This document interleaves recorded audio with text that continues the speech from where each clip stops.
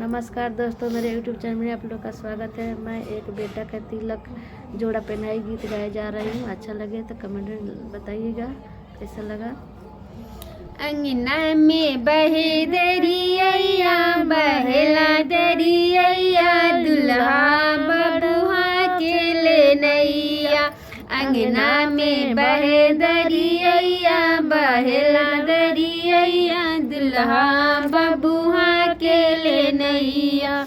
दुल्हा के आगे सुटवा शोभे दुल्हा के आगे सुटवा शोभे टैया संभाले बहनैया संभाले बहनैया। ससुर घर जाए के बाद दुल्हा सोचले छने छन में सोचले मन मन में। ससुर घर जाए के बाद दुल्हा सोचले छने छन में सोचले अपना मन में। ससुर घर जाए के बाद दुल्हा के सिरे टोपी शोभे गजला सामारे बहनैया सामारे से बहनैया।